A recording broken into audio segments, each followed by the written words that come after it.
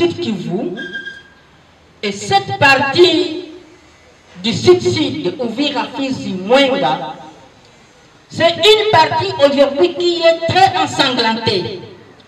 C'est une partie qui est déchirée aujourd'hui, qui est endeuillée par la prolifération des groupes armés. Aujourd'hui, nous comptons plus de 22 groupes armés qui opèrent dans cette entité-là. Parce que cette partie-là, Uvira Fizi Mwenga, a une partie que nous appelons pour Uvira la plaine de la Ruzizi. Il y a une partie qu'on appelle moyen plateau et il y a une partie qu'on appelle haut plateau.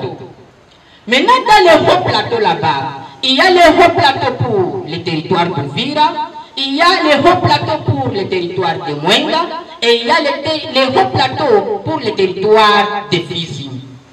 Alors, le haut plateau là-bas, Uvira, Fizi, Mwenga, c'est la zone la plus endommagée, c'est la zone la plus endeuillée. Malheureusement, on n'en parle pas. Comme je venais de dire, nous comptons aujourd'hui plus de 22 groupes armés. Mais les 22 groupes armés là, nous pouvons les subdiviser en 4 grands groupes armés. Et le premier grand groupe armé, ce sont les groupes armés étrangers qui quittent au Rwanda, qui quittent au Burundi et viennent opérer sous le sol congolais. Nous pouvons citer un groupe qu'on appelle Red Tabara. Le Red Tabara, c'est un groupe du Burundi qui est dirigé par les Tutsi burundais. Ce groupe-là a été créé pour faire échec au gouvernement burundais. Mais c'est un groupe de Tutsi burundais fabriqué par Paul Kagame du Rwanda. Maintenant, comme ce groupe n'a pas réussi à déstabiliser le gouvernement burundais, qui a aussi été victime de plusieurs atrocités fabriquées par le Rwanda, par le leadership du président Pierre Nkurunziza, les Red Tabara n'ont pas réussi à déstabiliser le gouvernement. Et c'est comme ça qu'ils sont partis dans le haut plateau d'Uvira, Fizi, Mwenga, en passant par la plaine de la Ruzizi. Ils sont allés là-bas. Nous avons les Forebou, qui ont aussi une milice du Burundi contre le gouvernement burundais. Nous avons les FNL, Force nationale de libération pour le Burundi, qui opèrent dans les hauts plateaux d'Uvira, Fizi et Mwenga. Nous avons les FDLR du Rwanda, qui sont aussi dans les hauts plateaux d'Uvira, Fizi et Mwenga. Ça, ce sont les groupes armés étrangers. Alors, le Burundi aussi, comme ces groupes armés étrangers qui attaquent le gouvernement burundais, sont allés au Congo, le Burundi aussi fabrique une milice qu'on appelle Imbonerakure. Imbonerakure, ça veut dire en français une vision de loin. Donc vous regardez les mal de très loin, vous vous préparez comment faire face à ces mal. Le Burundi a fabriqué ce groupe civil et on l'a envoyé en RDC, à Uvira. Maintenant, ce groupe Imbonerakure fait la ceinture de sécurité du Burundi au Congo. Ça, c'est le premier groupe. Le deuxième groupe, c'est le groupe de Banyarwanda. Le groupe là, il y a le premier sous-groupe que nous appelons le groupe Twigwaneho.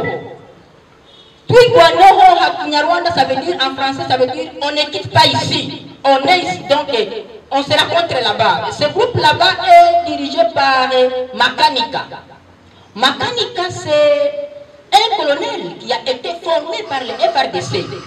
Il a fait défection, il est parti dans le haut plateau d'Uvira, Fizi et Mwenga.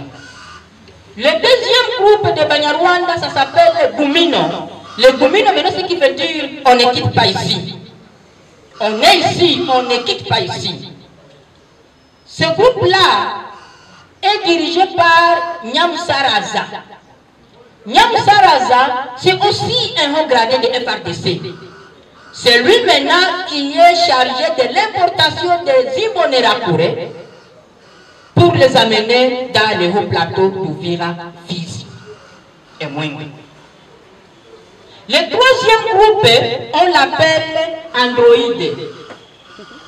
Le groupe Android, qui est dirigé par Kakuzi, c'est un Rwandais, un Munyarwanda, qui est parti en Ouganda pour recruter les jeunes Banyarwanda qui sont dans les cas de réfugiés. Il les a recrutés, il est maintenant parti avec eux dans les hauts plateaux d'Uvira, Fizi et Mwengue. Maintenant, tous ces trois groupes-là de Banyarwanda sont dans un mouvement politico-militaire qu'on appelle FRF. FRF, ça veut dire Force républicaine fédéraliste. Le FRF là est dans l'union sacrée. Est-ce que vous me comprenez? Le FRF là est dans l'union sacrée. Et c'est le FRF qui gère les infrastructures. Est-ce que vous me comprenez? C'est dans les hauts plateaux d'Uvira, Fizi et Mwengue.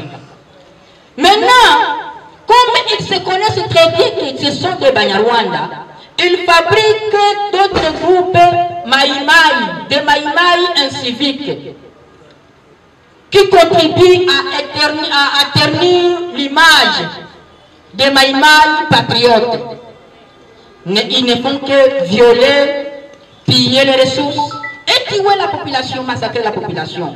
Maintenant, ces Maïmaï-là inciviques collaborent avec les Imbonerakure, collaborent avec ce groupe-là, Moumino du FRF, juste pour l'argent.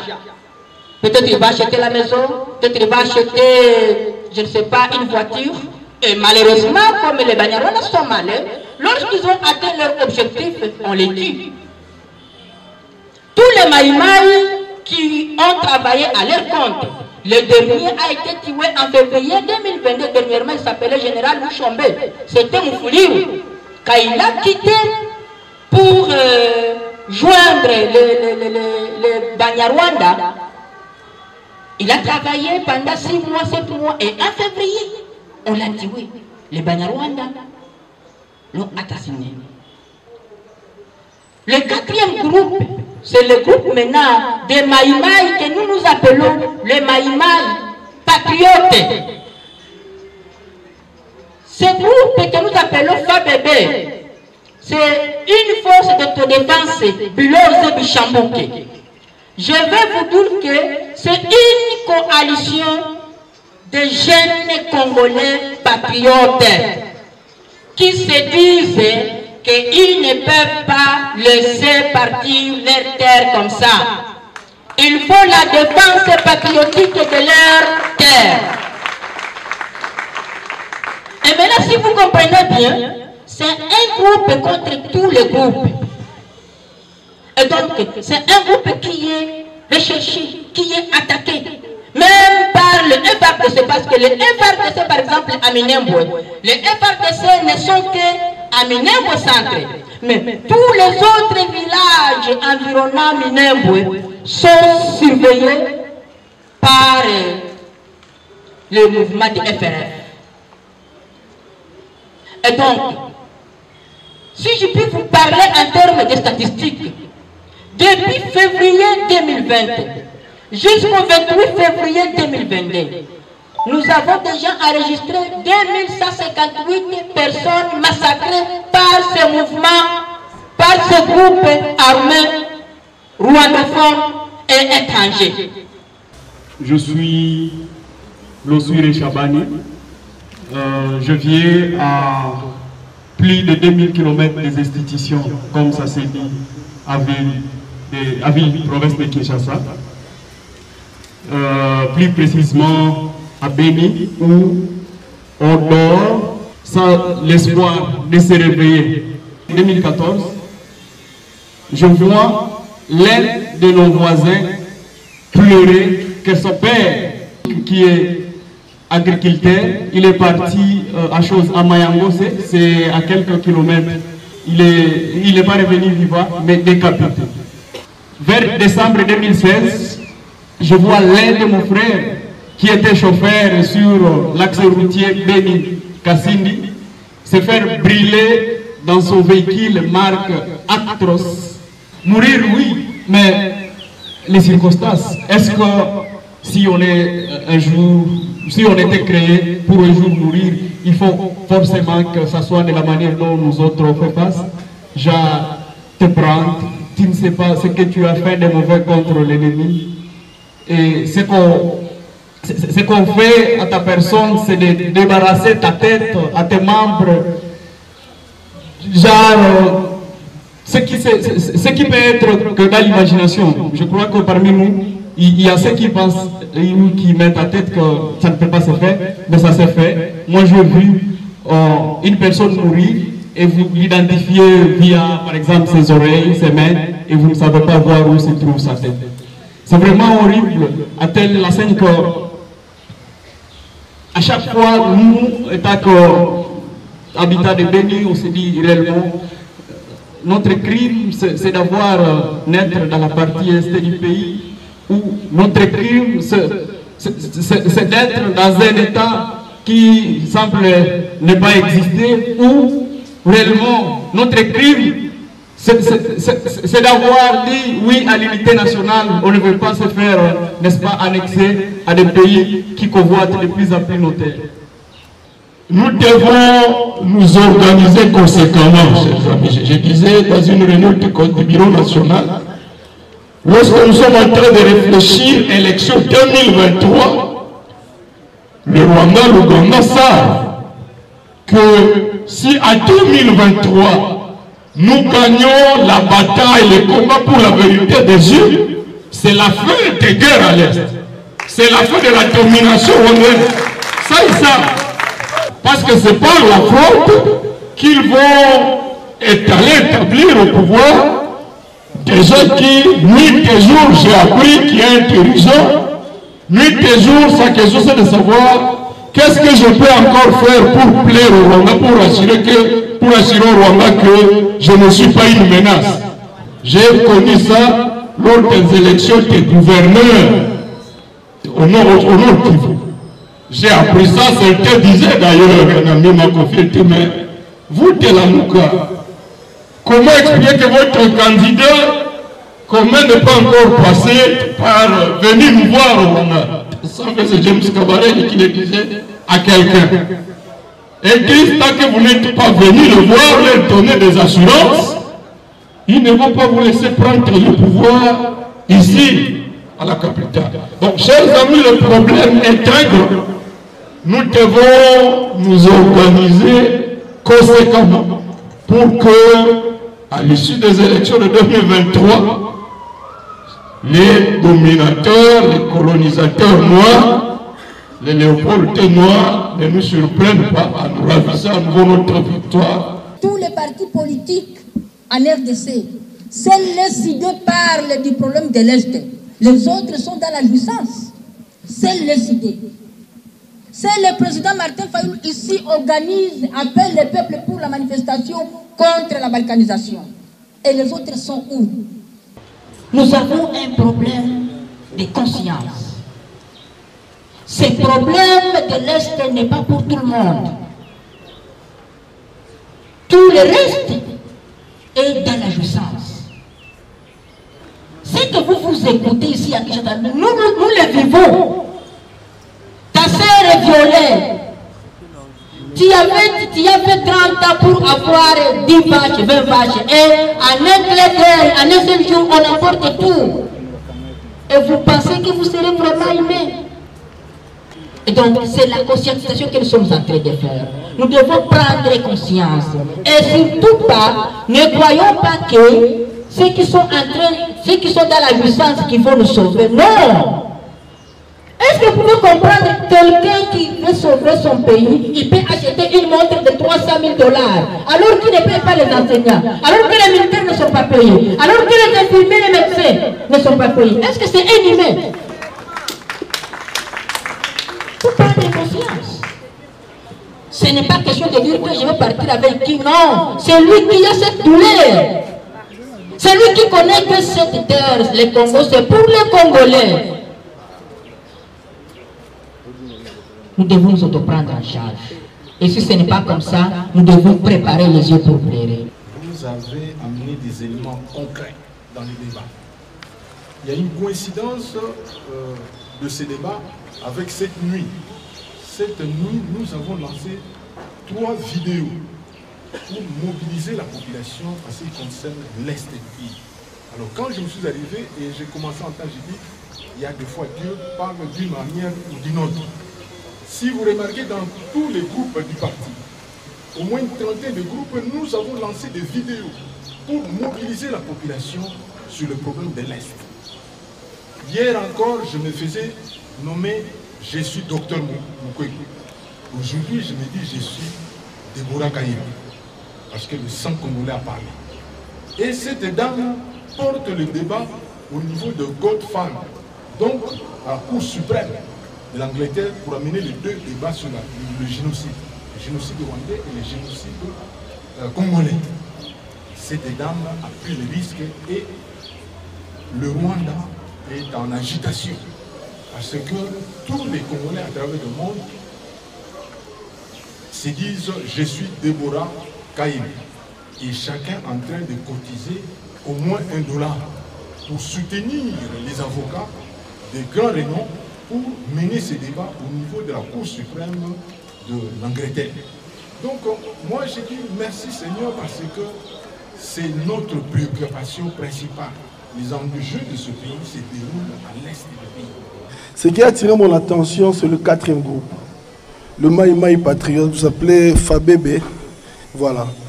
La coalition des jeunes Congolais patriotes. Est-ce qu'il n'y a pas moyen de réfléchir avec le reste de la République, qu'on appelle abusivement la partie ouest?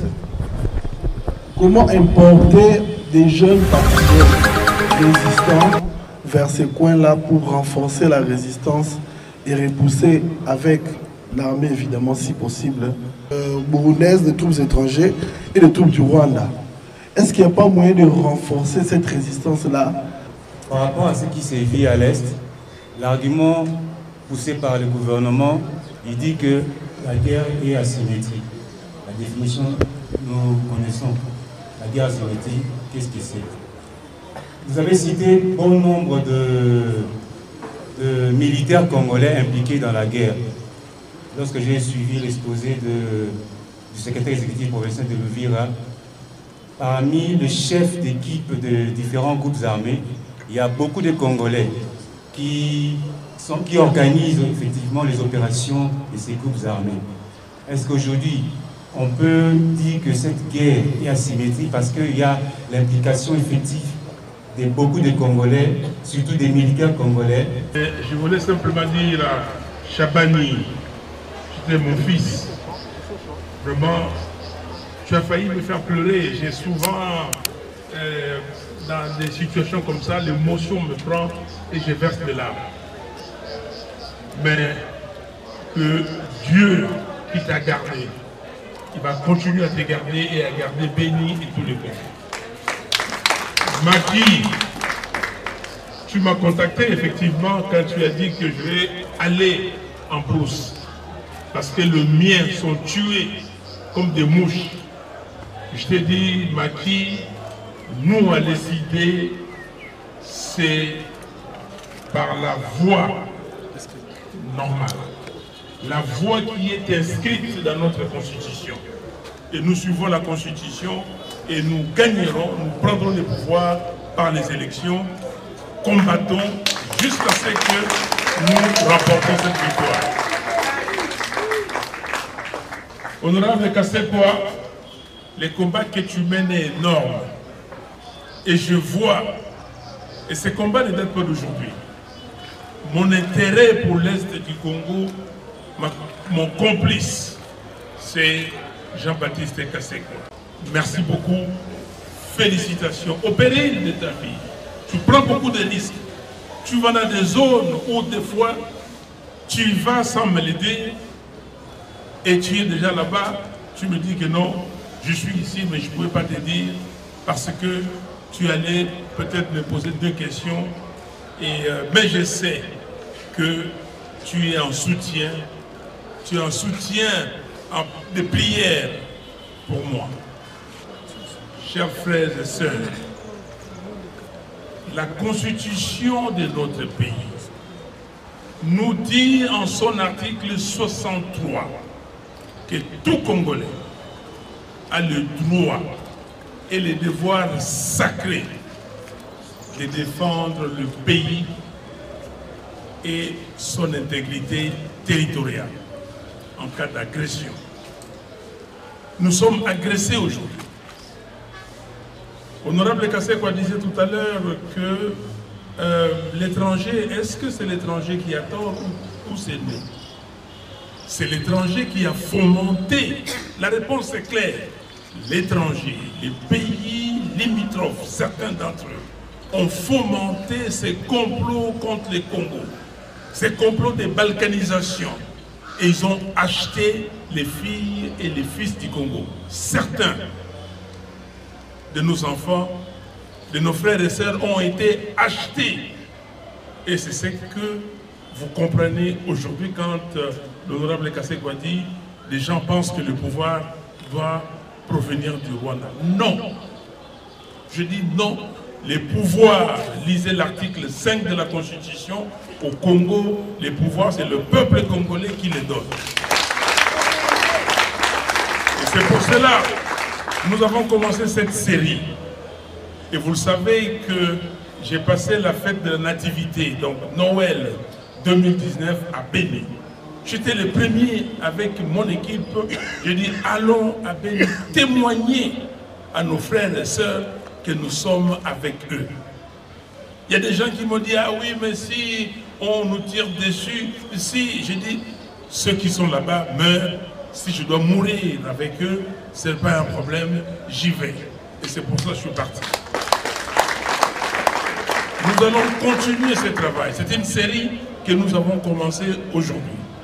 Nous allons voir mardi prochain ou mardi d'après, nous allons encore parler de l'Est du Congo.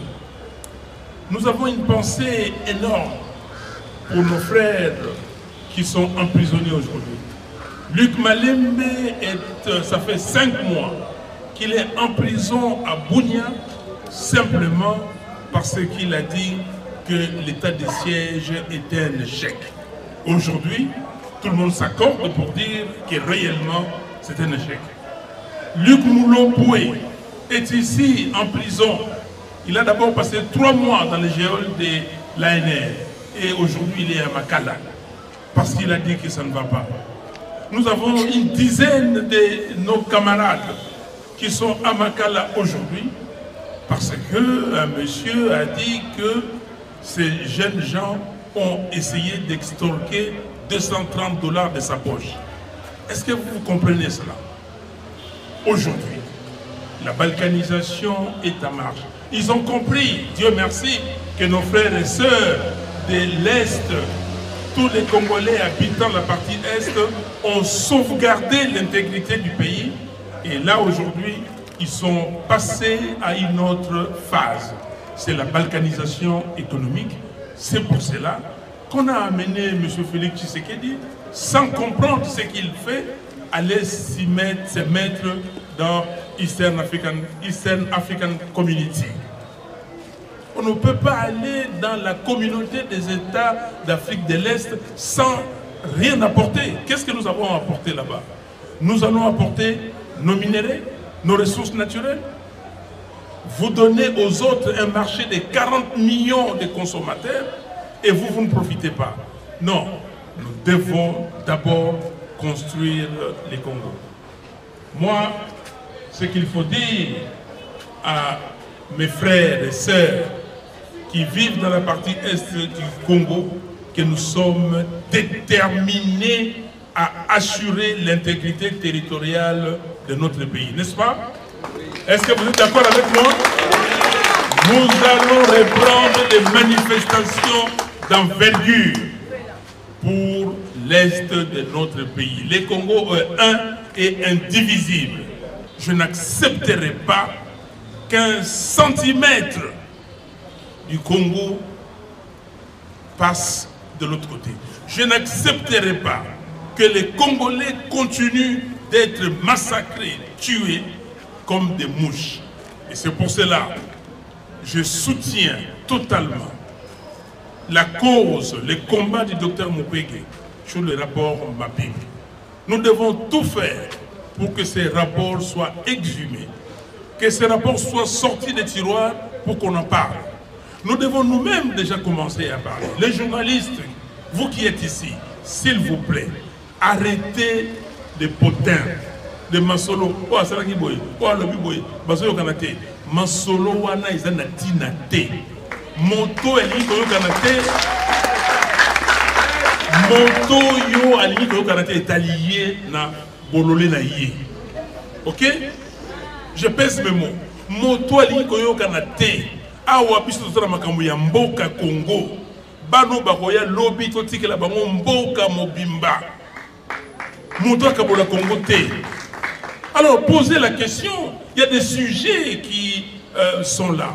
L'Est du Congo, pourquoi la situation se passe comme elle se passe aujourd'hui? Quelle est la cause? Il y a quelqu'un qui m'a dit avant-hier que les députés, les politiciens du Nord Kivu qui étaient dans cette cérémonie-là connaissaient les causes. Et moi je veux savoir qu'ils me disent quelles sont les causes. Parce que moi je ne connais pas les causes. Ouvertement, quelles sont les causes? Est-ce que les causes, ce sont les pays voisins qui convoitent les ressources naturelles du Congo? Ou c'est quoi? Où il y a des gens qui veulent se satisfaire eux-mêmes, devenir riches, ils vendent leurs frères et sœurs. Quelles sont les causes réelles? Deuxièmement, il y a des problèmes ici. Il y a des problèmes de pauvreté. Est-ce qu'on parle de pauvreté? Les Congolais ne vivent pas. Troisièmement, le problème des droits humains. Vous ne pouvez plus organiser des manifestations. Même sous Mobutu, on organisait des manifestations. Aujourd'hui, on ne peut plus les faire. Parlons-en, les droits humains. Quatrièmement, le problème des vols. Je pèse mes mots, des vols. Quand vous parlez de corruption, c'est moins fort. On vole systématiquement. On pille les pays. Est-ce que nous ne pouvons pas parler et pointer du doigt ceux qui volent, ceux qui pillent? Dites-moi, comment comprendre que les gens qui ont volé 57 millions de dollars, plus, ils sont en prison, et quelques temps après, ils se retrouvent et ils se pavonnent comme si de rien n'était? Est-ce qu'on peut accepter ça dans un pays sérieux? Chers frères et sœurs, nous sommes Congolais. Et vous voyez, quand nous disons nous sommes compatriotes, compatriotes, c'est-à-dire vous avez le mot patrie, la patrie. On doit sauver le Congo. Si on ne sauve pas le Congo, si quelqu'un pense que voilà, si je fais comme ça, je vais mourir, de toute façon, nous allons mourir. Tous, nous sommes des pèlerins sur cette terre. C'est pour cela, je vous exhorte, s'il vous plaît, de ne pas être des hommes et des femmes, ou des femmes et des hommes légers. Monsieur Félix Tshisekedi, Ndenge Ndekonabiso, Oyo, Nani, je crois que c'est Ouera Sinolobaki, Ouliaki Bilogambwa, pour le dos de alors, Moto Eleki Bilogambwa est allié. Ok? Toyokani? Toyokani? Voilà, Nzambe abate la bino. Nzamba Zanabino, Nzamba Zana Congo, au Bossanate, avant Olala, le Sambo Ponamboka,